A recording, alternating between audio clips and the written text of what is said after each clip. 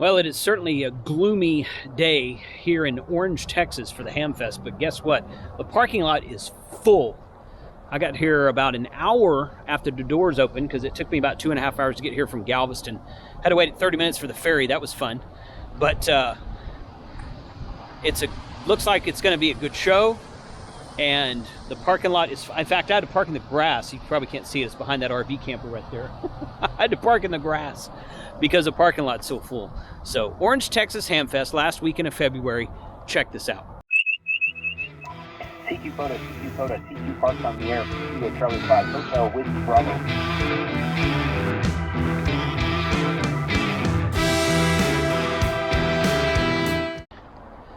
Ham Radio 2.0 reviews, news, and how-tos of things that are new in amateur radio.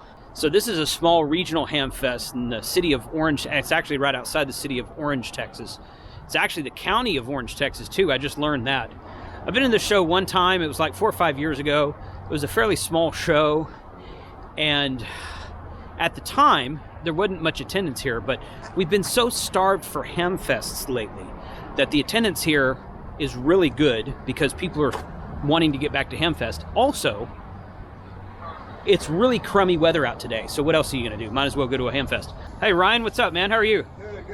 Good. I just put all my junk in the truck, man. Yes, I did. Good to see you. Good to see you again. Yeah. But we're going to go in here and take a look around and check out what is on the tables in here. And so far, I think it's going to be a good show. So let me know what you guys think. ABR Coax is made in Texas. So made in the USA, but made in Texas also. Very cool stuff. I got a couple of samples of that I'm going to take out to Parks in the Air and use a little bit.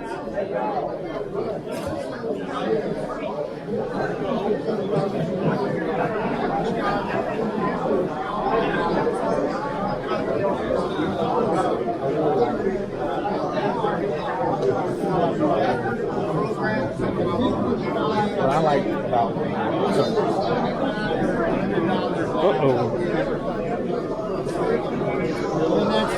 Nice. Outstar AT4K tuner. That look wrapped is what caught my attention. He's got that IC2KL amp over there too. 500 watt amp for $1,000. Used amps are kind of you can find used amps for all kinds of prices. I like to stick to the $1 a watt. Hey, how you doing? I like to see stuff at $1 a watt. That's probably unrealistic for some amps, especially an ICOM amp. But it's not unusual to find Ameritron amps for that much. Similar to that one right there. Although I don't know what he's asking for it. I've seen several of those FT1000 MPs radios. I used to have one of those. It was okay. Not my favorite Yaesu I've ever owned, but it worked well.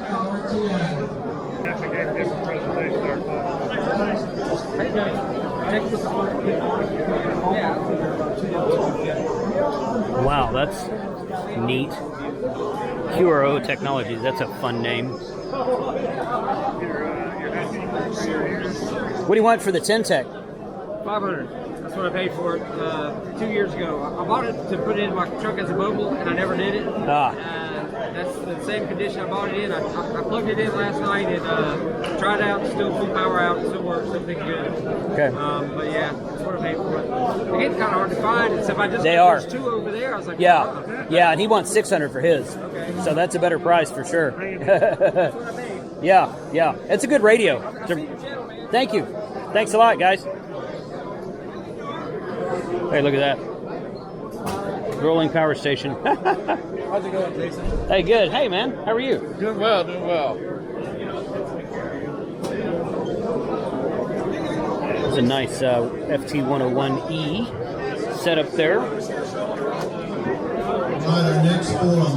Some older stuff here. There's another Tentec Omni 6.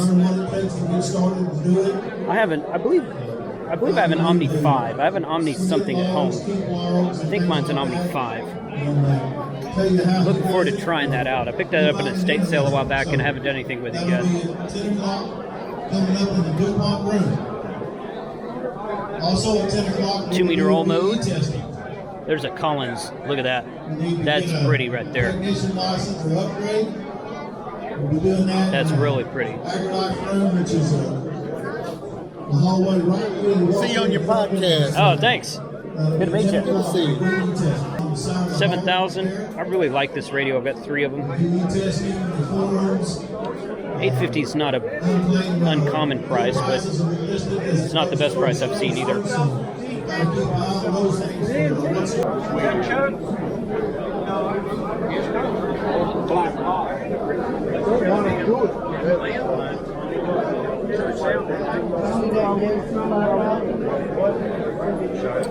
Wow. See, now that right there, that's a good price for an amplifier.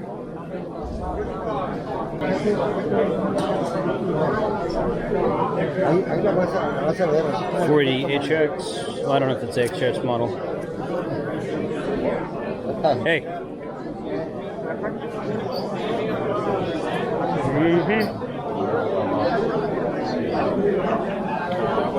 Sammy's selling a Flex Radio 6500. $2,000. That's not a bad price, honestly. Wouldn't mind having that myself, quite frankly. And a Maestro for $900. You know, you could probably turn that. Maestros are in high demand right now because they're backordered so far. So you could probably turn that pretty easily. D-Star repeater. Look at that.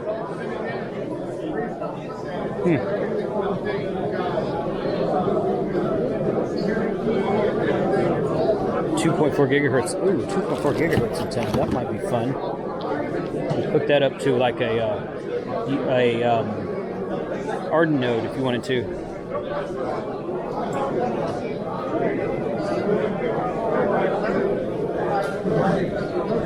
Data repeater. 1.2 gigahertz voice repeater. 1.2 gigahertz data repeater, like a packet something, I guess. Not real familiar with those, but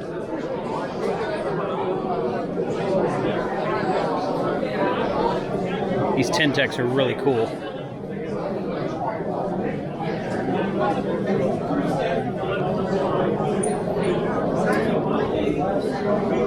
Ten-Tech is one of those things that you're tempted to buy because they're rare, hard to find, and this is Lee's table here.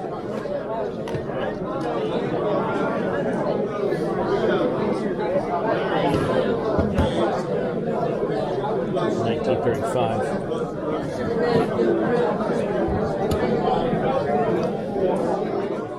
That's faster than the little tar. Little tar heels. It takes. I timed it when I first got it. It took like, I think, 2 minutes to raise up to 80 meters. 2 minutes? Yeah. Yeah, it's not fast. Not fast at all. But who cares? Yeah. But like, this is exciting because if I can just push a button. I'm not so interested. That's what that guy inside was saying. He goes, "Don't use it because it doesn't do 80 meters." I'm like, This doesn't do 80? No, I don't think I care about 80 meters on the mobile. Here's what I can tell you. A lot of people that have talked about the ATAS will clip on a piece of wire and then use like one of those little cheap fishing poles to get the 80 meters out of it. Yeah. Which, I mean, hey, it works. I mean, but who really does 80 meters in a mobile driving down the road? Right. Or how many times do you use 80 at a POTA? Never. Yeah. But still, like, that's the reason I bought the Wolf River Coils Silverbolt 1000 because it does 80. Yeah. That's why I wanted the Tar Heel. I mean, I got the Tar Heel for free, but you've got the option to do 80 either way. Send it to me. So. All right, so we spent about 3 hours. I spent about 3 hours in there, I guess. It's about 3 hours. But really good turnout.